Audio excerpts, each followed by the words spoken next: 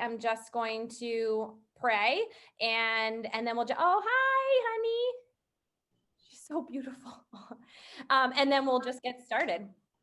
All right, God, thank you so much for this night. I thank you that we can gather together and that you can just allow us to feel connected, even though it's through the internet, Lord. So we just thank you for this time. We pray that you would speak to our hearts, Lord, and that you would just encourage us through your word, and that you would just show us, Lord, the steps that you are calling us to take, Lord, to just step into our purpose, Lord, to honor you. In your name we pray.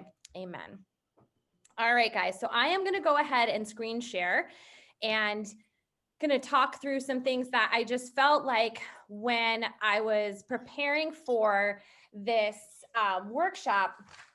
I just felt like God just put some things on my heart. And so I wanted to talk a little bit about body stewardship. And I'm going to start by talking about it from like our spiritual, emotional perspective to begin with. And then we'll talk a little bit more about some of the practical. All right. So, okay. So we're talking about body stewardship. I just want to read this verse. Therefore, I urge you, brothers and sisters, in view of God's mercy, to offer your bodies as a living sacrifice, holy and pleasing to God. This is your true and proper worship. So I want to just tell you guys a little story. I want you to just use this. It's going to be a little analogy. So we've got two people. We've got Sally and we've got Jane. And Sally has this car and she loves this car. And she's very proud of it. And she washes her car every single day.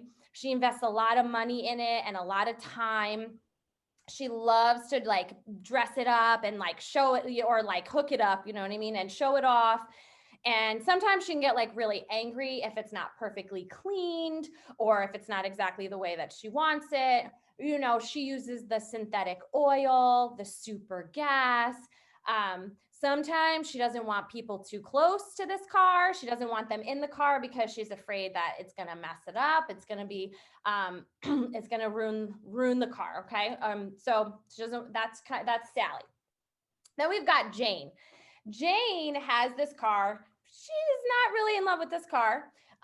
She doesn't ever wash it. She feels like she's just not interested in investing money or time in it. She can't really be bothered with it. And she kind of views this car as like unworthy of attention or care. Sometimes she's leaving junk in it in her food wrapper. Sounds like my car. Doesn't necessarily change the oil, kind of getting whatever you can gas, just put gas in it, just get it to run, and sometimes she's kind of like, I don't want people in my car because I just don't want anybody to judge me, right? So I want you to just keep Sally and Jane kind of in the back of your mind as we move forward, all right? So as I was thinking about tonight, this, and I was praying about it, this kind of chart came into my mind, right? And so I wanted to just sort of break this down for you a little bit, that sometimes this is a cycle that we can kind of like get locked into.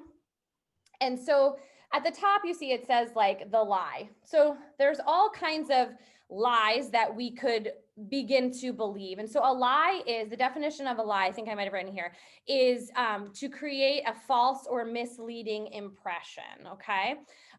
So sometimes there's a lie that can come in from any various different way. Maybe it's something we've been told over and over again. Maybe something happened to us that kind of changed our opinion about something or about people or different things. And so sometimes this lie creeps in.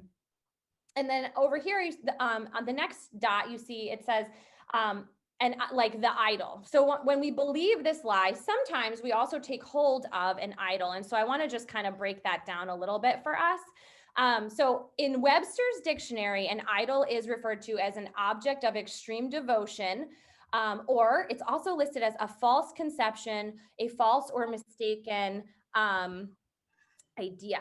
So that's the Webster's definition. And kind of for our purposes tonight, as we're kind of talking through this, the definition that I'm going to use is anything or anyone that we run to for comfort, value, worth, identity, love, acceptance, or purpose before we run to God. So I like to think of it as like a ladder. And like that first rung that we want to climb, like, right, if we're climbing up a ladder, maybe you're getting out of the pool, talking about the heat, that first rung that you grab onto, we really want that rung needs to be that we're grabbing onto God, right? But sometimes we can have other things sort of start to creep down there that get lower there. And we're grabbing those things first before we're grabbing onto the Lord. And I'm just going to read these scriptures for us. Samuel 12:21 says, "Do not turn away after useless idols. They can do you no good, nor can they rescue you because they're useless." And then in 2 Kings 17:41, it says, "Even while these people were worshiping the Lord, they were serving their idols. To this day, their children and grandchildren continue to do as their ancestors did." And so sometimes these like idols could be things that maybe like we didn't realize there's a pattern of behavior that's been going on for generations, and we don't even realize it because that's just what we've always known. So sorry, I got to try to click through. Oh, let's go back. How do I, okay. So then down at the bottom, it says, in the bottom circle says response. So basically, this is our response towards now this idea that we have, this idol, this thing that we're grabbing onto, right? Whatever our responses might be. And I'm going to fill in this illustration with an example for you guys in a second. And then after that, when we respond in a way that we're grabbing onto the other rungs instead of the Lord, and all these things are coming before that rung, that's the Lord, we're just creating this distance between us and the Lord. And I think at that point is when sometimes the enemy comes in, and then he starts to whisper more lies to us. And instead of hearing the voice of the Lord, who's telling us we're loved and chosen, we're start to hear these other lies that kind of convince us that we, that maybe bring in shame or doubt or grief or any of these different things. And it sort of continues to reinforce the lie. And sometimes it actually plants a new lie, and we keep cycling through this circle. Okay. So what I wanted to do is I wanted to kind of plug in for us just an example of this. So in the example I'm going to use today, I'm going to say, so the lie would be, my body belongs to me to do with it whatever I please, right? And so then I might take on an idol. And so my idol could be my appearance. It could be perfectionism. It could be laziness or idleness, not idle, or arrogance. It could be pleasure, that your body is just for your personal use alone. And then we get into the response to that. And so now we've taken on these idols and we're responding to it. And some of those responses could be something like obsessive thoughts about food or looks, or it could be gluttony or rebelling against what you know God's calling you to do in your wellness journey. It could be pride. And so as we take on these things and we start to respond to the idol by engaging in that kind of response, right?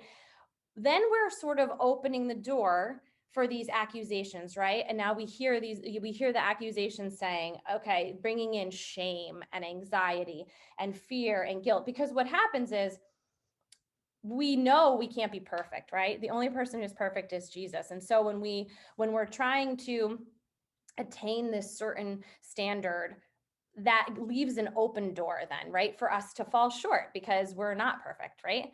And then, so I'm just letting someone in. Hey, Nicole. So I was just kind of going through this chart, and I can recap it for you after or in a little while. And so then we hear those accusations, right? And the accusations bring in the shame and the anxiety and the fear and the guilt and the pain, anger, frustration, etc. And those just continue to reinforce the lie. And so as we're going, that I just wanted to kind of like make us aware of this cycle that sometimes can happen. And so if we go back to our illustration of Sally and Jane, right? Both of them kind of very different personalities, very different extremes. But the lie is the same, right? Both of them believe the lie that car belongs to them to do with it what they please, right? And neither of them are viewing that car as a vehicle to deliver God's truth and to live out his purpose and destiny for them. But the truth, but what if, right, they were able to think about it as if this car was borrowed, right? If you were to borrow a car from like somebody you respect and loves you, and it's like, oh, you don't have a car, let me give you a car. We would probably take care of it, right? First, we'd probably really enjoy that car. We would take care of it. We would probably leave it really clean and neat. We would most likely like fill up the tank, right? We are not going to give it back to them empty. We're going to be so thankful that we had this opportunity to use it and like to have it to accomplish whatever purposes we needed it for, like in our daily life. It would feel like a gift to us. And we would be like very appreciative of this, and we would recognize it as a provision. And so the truth is that when we accept Jesus, right, our title is really signed over in Jesus' blood over to him, and he is now our well, we belong to him, right? And so our identity is found there. And so I wanted to just hold on, let's see if I can get through this. So when we can stand in a truth that the word speaks over us, right, we can kind of break this cycle off and be able to stand in that. And so I wanted to just touch on this. I wanted to share these scriptures. It says in 1 Corinthians 6:20 that you were bought at a price, therefore honor God with your bodies. And I think that it reminds us that who we belong to. And so we had talked about before, like when we're looking for our value, our comfort, our worth, our significance, our purpose, anywhere but the Lord, we can get disappointed and we can get distracted. And I feel like this reminds us like whose we are. And then 1 Peter 2:9 says, but you are a chosen people, a royal priesthood, a holy nation, God's special possession, that you may declare the praises of him who called you out of darkness into his wonderful light. And I think that that's so reassuring that we are chosen and that we are part of a royal priesthood. I love it says like we're God's special possession, and he gives us purpose. And our purpose is that we would declare his praises, right? Who called him out of darkness and into his wonderful light. And then in Ephesians, it says, Ephesians 2:8-9 says, for it's by grace that you have been saved through faith. Sorry, my view is blocking it. And this is not from yourselves. It is the gift of God, not by works, so that no one can boast. And I think that this is such a gift to us and so important, because no matter where we fall on the spectrum, our value does not change based on what we do. So we could feel like I'm getting it all right, and I everything's working out and I'm killing it. And we could be like, holy cow, I'm such a hot mess. Like I can't get it together. And it doesn't matter, because the Lord walks with us like every step of the way, and he loves us, and we are chosen, and we were bought at a price, and he has saved us by grace. Like that is all true, regardless of the works or however we're trying to achieve something. And so I wanted to just really share that to start off, because I feel like so often in the wellness space, there's this pressure to follow a certain program, to have a certain standard, to meet these things, and it can create anxiety and other different things, which again, those are that byproduct, right, of trying to have this a standard or something that becomes that idol. So I just really wanted our conversation today to really be rooted in truth, and just that we would be encouraged that we can hold each other accountable, and that the Lord really has that the Lord has a plan for us, and that he wants to walk with us as we journey forward in any of our wellness pursuits. So I'm just going to I don't know, Michelle, if you wanted to add anything to that before we transition into more practical application. No, I think, the only thing I was going to add to that was like what we talked about earlier today, is just like that everybody is on their own health journey, and it fluctuates and it goes back and forth. And like it depends too on like what your parents modeled for you growing up, what were your life experiences, what has food been to in your life, like has it been more of a comforter than just like for nutrition. um, and so just to encourage you, like, not to compare your health journey to someone else's, because no two journeys are going to look the same. It's going to be very unique and tailored to who you are, and it's all just part of the process. Awesome. Yeah. And I think that that's really good to like, good point, Michelle, right? Because like, I think sometimes we can be on all ends of that and all parts of that cycle at different times in our life. And so it's not like you're just going to be fall in one category, and that's okay. That's part of, right? It's okay. Like we're all in progress and we're all moving forward. Yeah. I just want to give you guys a heads up. My Zoom is telling me that this is going to end in 10 minutes, and we are going to move quickly through the rest of it. But if it does for some reason cut off, you just click that link that I sent you one more time, and we'll just open it right back up as a new meeting. So in case that happens. All right. So let's just move forward then. I'm going to kind of just bring us into some very practical application of things we can do to treat our body like that rental car or the borrowed car. And we are going to give everybody an opportunity at the end to just make like a little micro commitment to a challenge of one of the things that we talked about during this presentation to kind of try for the week. Okay, so here we go. So I had read this verse to you, and it says, sacrifices to give up, renounce, especially for an ideal belief or end. And I just had written, it says to offer your bodies as a living sacrifice. And I just wrote, this is my paraphrase, but basically giving up the right to treat your body as your own personal property, and just really just remembering whose we are, right? So mindset matters. Be mindful of those unspoken thoughts that run through your mind. And we kind of just touched on that, that just to catch ourselves and review them and say, hey, is there a lie I'm believing about myself, about something in my circumstance that's kind of causing me to cycle through that?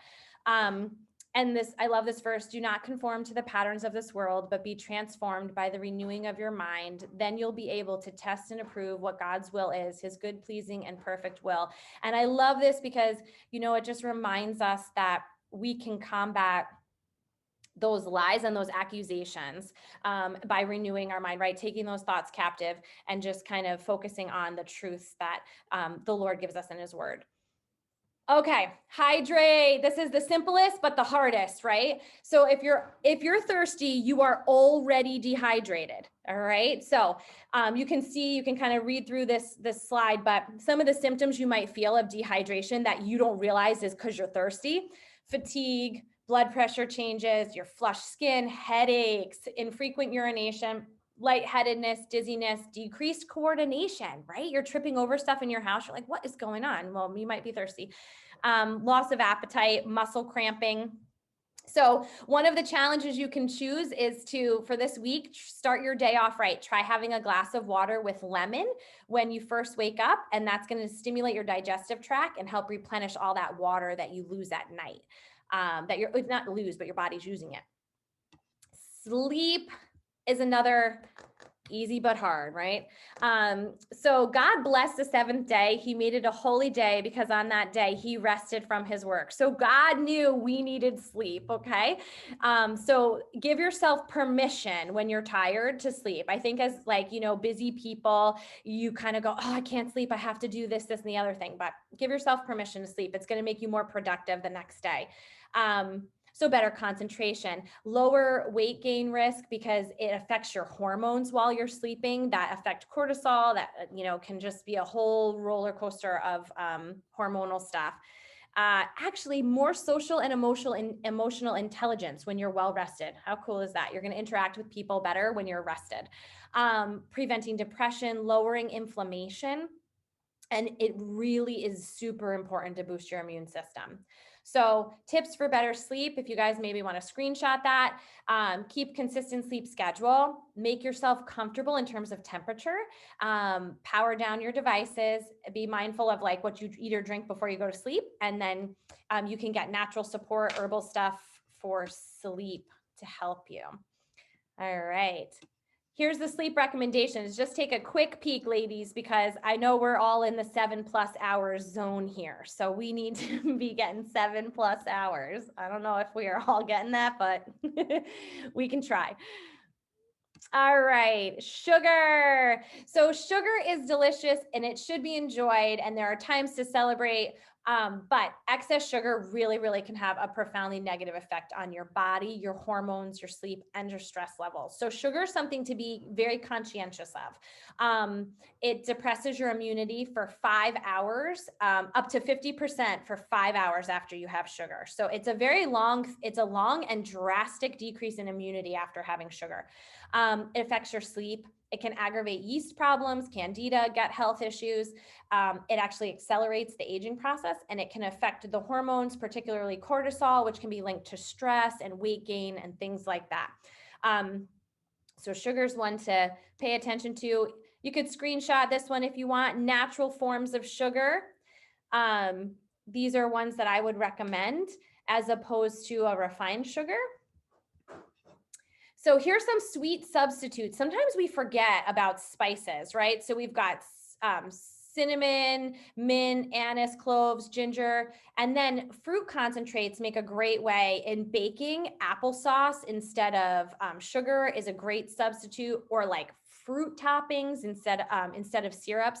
So this is the challenge for the sweeteners. Go through your pantry and get rid of artificial sweeteners. And then if you need help coming up with substitutes, don't hesitate to reach out because we'll help you out with that. Okay, caffeine. Here we go. I lie down and sleep and I wake again because the Lord sustains me. Psalm 3:5. I like this verse because it reminds me that the Lord will sustain me, even though I really sometimes want to reach for that cup of coffee first before I reach for the Lord. I'll be honest, this is actually a big issue for me. I'm like, oh, I need, like my coffee or whatever. And sometimes we can get into the habit of relying on that, but God will sustain us. He promises that to us. So effects of too much caffeine could be anxiety, insomnia, digestive issues, addiction to caffeine, high blood pressure, a rapid heart rate, and even fatigue.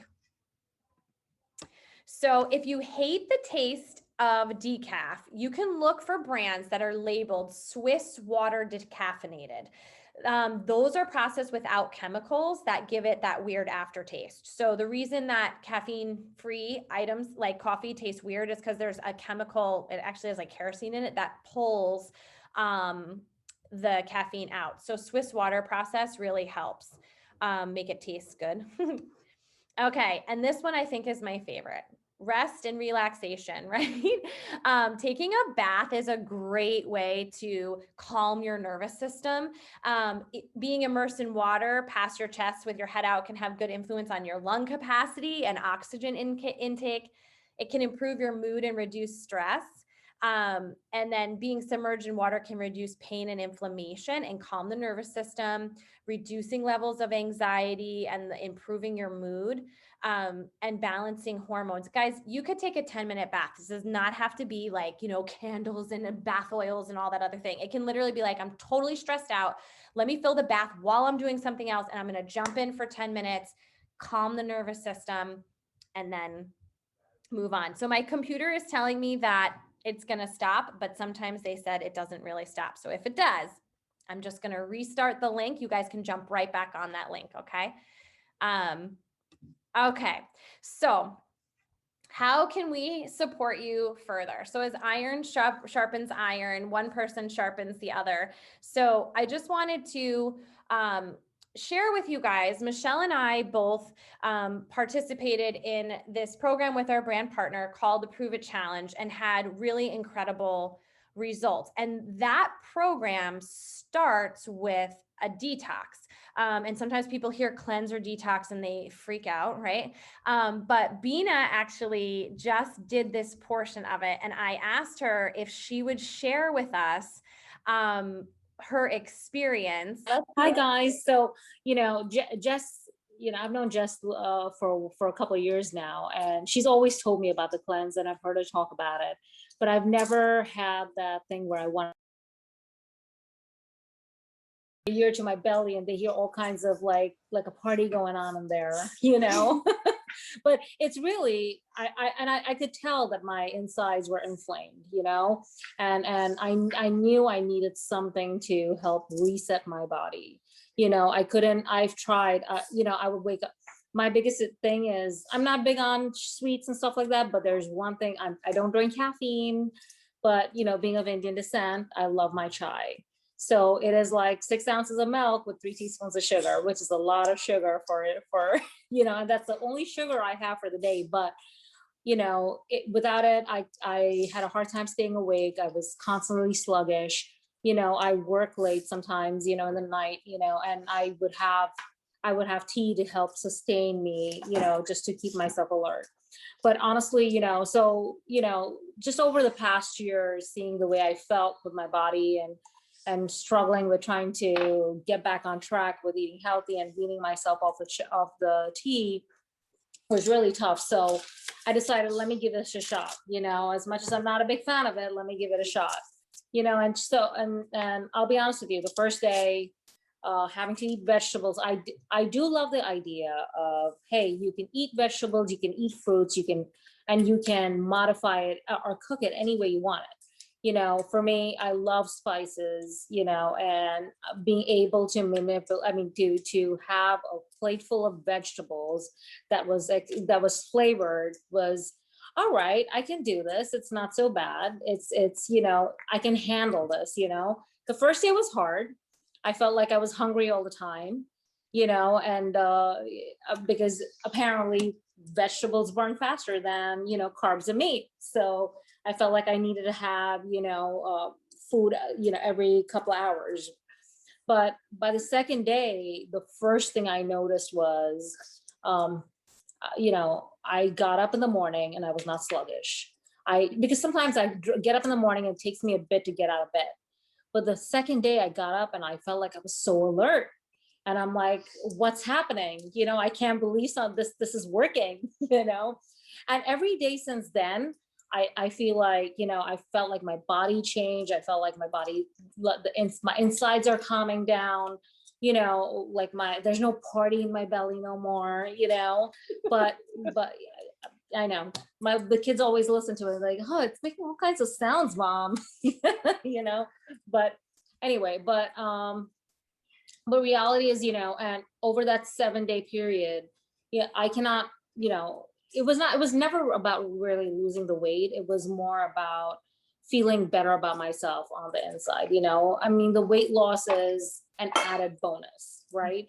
And I mean, I lost 9 pounds over that 1 week, you know, just eating healthy. And by, you know, not even halfway through it, I was okay with the diet. You know, after coming off the cleanse, I stopped having the cravings for sugar. I don't drink a chai anymore. You know, I barely eat. I mean, my kids will say the chocolate is my weakness. You know, I mean, I can take a box of chocolate and eat the whole thing in one sitting. That, you know, that's how bad it was.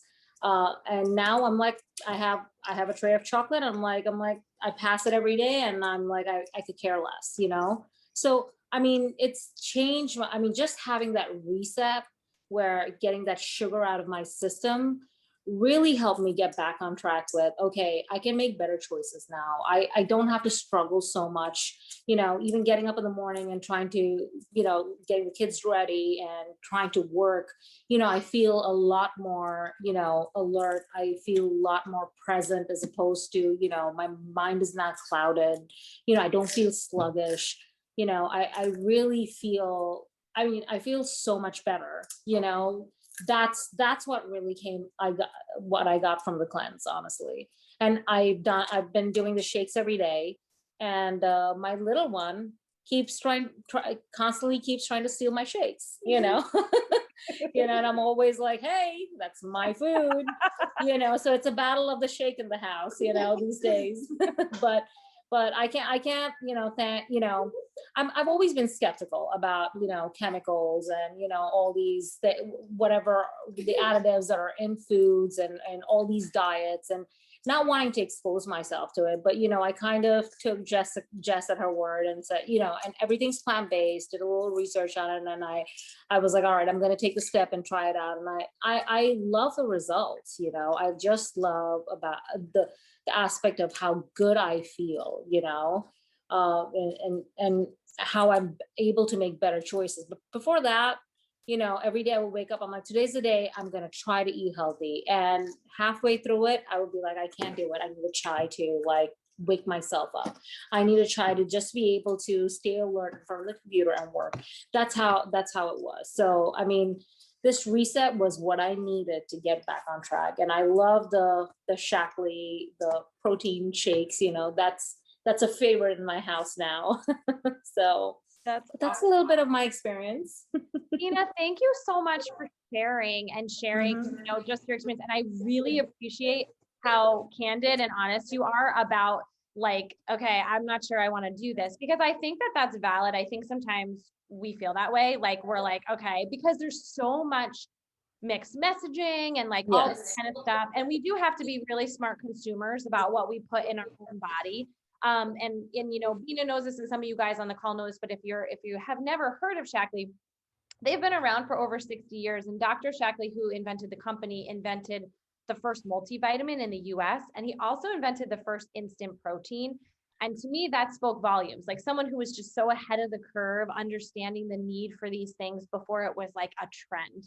And so I like to be able to look at people who are in their 80s who've been using the products this whole time, who are healthy and vibrant and doing well, and go, okay, well, like if they're looking good and they've been using it for 50 years, then I feel more confident than riding some kind of a trend. So, and then honestly, the testimonies of everyone who's done a reset. So, what we wanted to do for you guys on the call, if you haven't done this with us already, we wanted to do two things. We wanted to give you guys have you guys challenged to take one of, and I'll send it in an email, something from the presentation that you might want to do for the week, whether it's getting 7 hours of sleep or starting your day with water and lemon, doing some cleaning out your pantry with sugar. There's 5 little things you can choose. So we wanted to challenge you guys to pick one of those to do this week, and we'll follow up with you, just because accountability and encouragement is so important. And then we also wanted to offer everybody a 20-minute discovery call. And what that is that we'll sit with you on a phone call and we'll ask you like what your goals are. And then we'll help you figure out the best way for you to achieve that goal. And that's something that we wanted to give to you guys, and we wanted to help you with. And so Michelle, can you drop it in the chat again? Because that was a different meeting. Michelle's going to drop a little link in the chat. This is a little survey so that you guys can let us know if you would like to be contacted, how you prefer to be contacted. And for everyone, whether you've done it or not, whether you're using Shaklee or not, anybody who fills out this little thing, we're going to enter you guys in to do a prize drawing. So we're going to, it's going to be a really nice, I don't have it up here, I should have brought it with me, a really nice stainless steel water bottle, blender bottle. And I'm going to send you a sample of protein. So, and then just so that we can kind of follow up with you guys and see if there's any way that we can, that we can help you. And please really let us know how we can continue to encourage you. So if it's literally like, hey, can you pray for me about this? Or, hey, I have a question about this. Don't hesitate to reach out. Like, we're definitely like available to help you with whatever, questions and things that you might have. You can screenshot this and I can email it to you guys too, but it's probably easiest just to screenshot it. These are some challenges that you guys can pick. And if you look at it now and you already know what you're going to do, drop that in the chat too. So that we can see which one you're interested in doing. And then we will check in with you and kind of just support you this week as you go for that challenge. If anybody wants to follow up and have like an informal conversation, we would love to meet with you and kind of hear where you're at and help you head towards the goals that you want to achieve. And I would just, again, encourage you to have grace for yourself. And I'm preaching to myself here because that's probably part of the hardest part is having grace for yourself. But I think that's a really great place to start. Yeah. That's awesome. Guys, thank you so much for spending time with us this way virtually. Like I said before, I really hope at some point in the future we could do an event just like all together in real time, real faces. But it was really nice to spend time with you guys, even though it was virtual. And I hope that you guys have a wonderful week. And I really look forward to chatting with you guys and kind of journeying with you as you move forward. So have a great week, and I'll talk to you guys soon. Bye.